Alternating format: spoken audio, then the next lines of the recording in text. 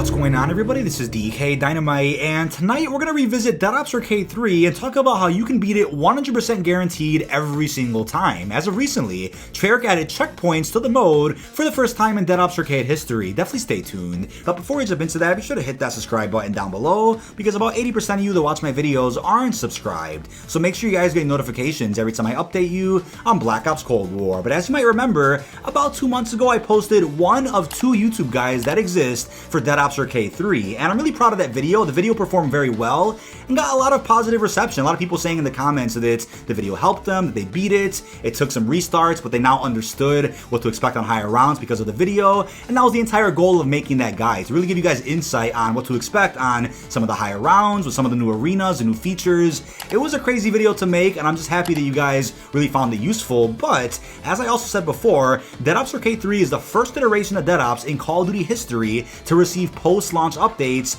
after the launch of the Call of Duty itself. So Dead Ops Arcade 1 and 2, of course, received stability fixes, bug fixes, and a couple of patches, but never have we seen new features added into Dead Ops within a current Call of Duty. And with Dead Ops Arcade 3, it is certainly the game to have to do that, because as of recently, Treyarch actually added in checkpoints allowing you to beat this 100% guaranteed. But they also added in some other cool things, which we'll get to later in the video. But first off, we got some new updates regarding zombies earlier today. As confirmed by CharlieINTEL, a Outbreak Zombies expansion is coming to Black Ops Cold War at some point in the future. They wrote an article expanding upon the Zombies Fireteam information that I've gone over previously here on the channel, and they quoted Okami as a source. However, because CharlieINTEL wrote an article about this, I'm more inclined to believe that they actually verified it from their own sources. That's why they wrote an article about it, being all confident, which is great to hear. It's supposed to release in Season 2, which is only about, 20 days away, not too far at all. February 24th is the expected release date of Season 2, which is when we could end up seeing this Zombies Fireteam expansion. I'm very excited about this, and I'm glad that the information ended up coming true after all. But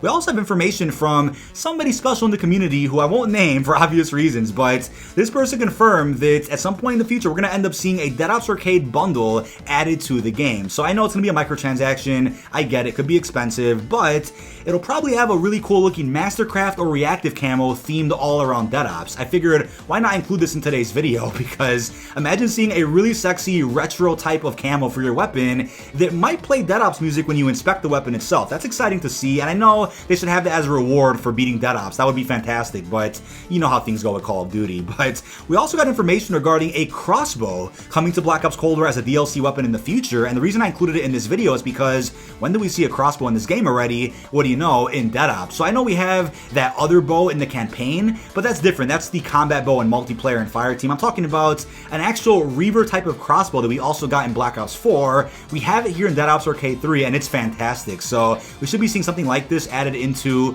Black Ops Cold War in the future. We'll likely have a free unlock quest to get it, and we'll also have a microtransaction bundle where you can just buy it straight away without having to do the mission for it. So lots of cool updates coming to the game at some point in the future, but as of recently, they added in Advanced Solo Start and went live with the beginning of Season 1 Reloaded a couple of weeks ago. And this is how the mode works, right? It takes the highest round you've gotten to on solo of Dead Ops Arcade 3 and allows you to start your game on that round and go from there. Here's the catch now. If you then get to, let's say, round 27 and you die, you can then start on that round in your next attempt, which is great, but what you have to remember is that you have to reach a new area to receive a new checkpoint in Dead Ops Arcade 3. So I think it's every 3+ rounds, possibly even more, you'll receive a checkpoint that means you've entered a new area. So let's say I start on round 20 with this new mode and I die on round 22, I'll have to restart on round 20 during my next attempt because I didn't reach a new arena after round 22. So it's very simple to understand, and here's the thing though, you cannot unlock any Dark Ops challenges while playing this mode, but you can unlock the trophy Reunited with Fidelina, which is a trophy for beating the Mama back in Dead Ops Arcade 3. So I know it's locked to only solo, but this is a guaranteed win. There is no way that you can't beat this with this new game mode. I'm also not sure if it's an LTM, which will go away next season, or if this is a permanent mode that will be in the game forever. I assume it will be, because Activision surely received lots of complaints all over the place regarding the difficulty of the Platinum Trophy in Black Ops Cold War. For people out there that only hunt Platinum Trophies in every game, I just wonder how those people hopped on to Dead Ops 3 and attempted to get a Platinum, because Dead Ops Ops Arcade 3 is not just something you hop onto and you beat it straight away. It takes a lot of commitment, focus, patience, and that's why I said in my recent video too, in my in-depth guide, I'm like, look, you're gonna watch this video, it's gonna help you out, hopefully at least, but it's not gonna be a guaranteed win. Now we have a guaranteed win in Dead Ops Arcade 3, which is fantastic, but I already see people complaining about how we all did it the hard way, now people are gonna get to do it the easy way, you know, if they wanna attempt it in the future, and you know what, I get it, but guess when this also happened? It happened in Black Ops 4 with Blackout. So in Blackout, there were character challenges for the specialist in the game, and if you bought a microtransaction for a specialist but didn't have the specialist unlocked in Blackout, you couldn't use it, and guess what that did? It plummeted some of the sales of these specialist bundles. So what did Activision do? They auto-unlocked every specialist for everybody, but then there were some of us out there who did everything the hard way. We unlocked the specialist through the character missions, and we're like, wait, what the hell? So what they did on top of that is they said, okay, if you do a character challenge for these specialists now, you'll just unlock an exclusive numbers outfit for that character. So it's still something. It wasn't for nothing that we did all those missions. But I get it, it's frustrating, right? We do it the hard way and then all of a sudden people have it the easy way a couple of weeks later. This also happened the other day with the Dark Ether camo in Zombies. In Die Machina, it took quite some time to get your Dark Ether camo unlocked. Elites, of course, spawn, every 2 or so rounds, maybe a bit less frequently. And you, of course, have Elites in Onslaught if you're on PlayStation, but now in Firebase, Mimics and Manglers count as Elites, so it'll be so much easier to get through all your camo challenges for your Dark Ether grind. So to truly clarify how Advanced Solo Start works, like I said earlier in the video, but I want to re-clarify this in case anybody's confused.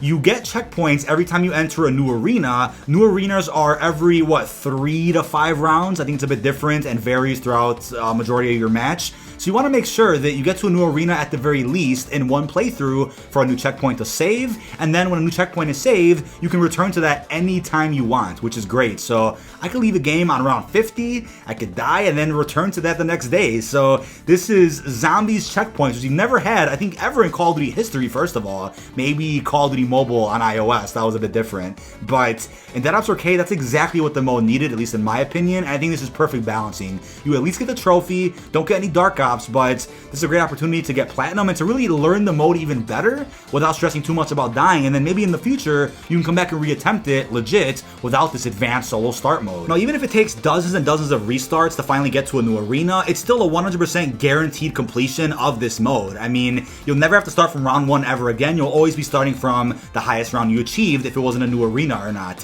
which to me is great. You can go at your own pace. This is a big get out of jail free card that you can, exploit over a week or a month's time. You can get to round 20 tomorrow, get to round 40 next month, and just keep going up from there until the very end of the mode. You can take your time with this, which is great. I mean, you'll spawn back in with, I think it's 3 lives at least, and you of course want to go and get your fortune after round 20 as well, unless you go through the shortcut, which I covered in my guide if you want to check that out down below. Now, if you guys still don't want to do this on solo with the Advanced Start mode, but rather do it on co-op, then I am going to be doing a live stream in the next few weeks where I actually party up with some Dead Ops Arcade experts, and we help people out beating the mode, getting the trophy, getting the Dark Ops done. It should be a ton of fun, but if you're interested, drop your name down below in the comments to party up amongst one another, or to get a chance at playing with us in our upcoming stream. It's really motivating to beat this with this mode, and then have more confidence when you go into legit Dead Ops Arcade 3 starting from round 1, and you can go from there and try to get the Dark Ops and some other challenges. The replayability is through the roof with this mode alone, which is fantastic to see. Now, one thing in the future they could add is the ability to earn XP and crystals while playing this.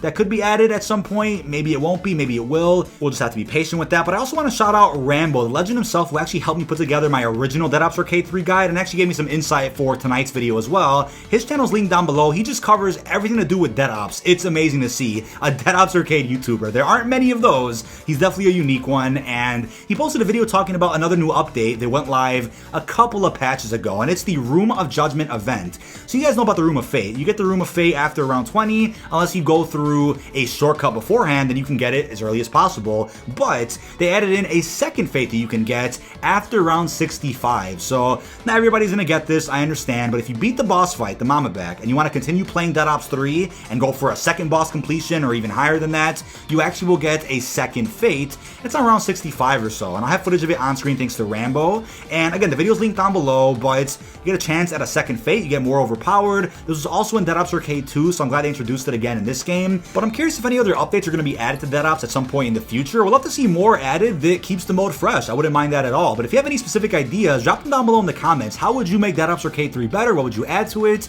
And also, as an FYI, we might have to wait until 2026 potentially to see Dead Ops Arcade 4. They only do Dead Ops every other Black Ops game, and Treyarch's supposed to return in 2023. So unless they break that cycle and they drop 2 Dead Ops back to back, we might have to wait a while to see the Pop It Back, who we got a glimpse of in the ending cutscene of Dead Ops Arcade 3. But that is about it. This has been dkdynamite. As a huge reminder, if you haven't checked out my original Dead Ops Arcade 3 guide just yet, I have a link down below. And as a reminder of what's in that video as well, as I went through, we talked about the Room of Fate shortcut strategy, the early bonus fate from Amargwa, why early fates are important, chaos bosses, cars, Mario level sliders. We talked about every trophy. We talked about the dungeons, all 6 fates, the moment of truth. We talked about big tips from a Dead Ops expert, Rambo, as I talked about earlier. And we also talked about some camping on high rounds. We talked about a Treyarch developer revealing secret paths in Dead Ops 3. And we even talked about the best tips for the Mama Back boss fight as well. But that is about it. Really hope you've enjoyed, and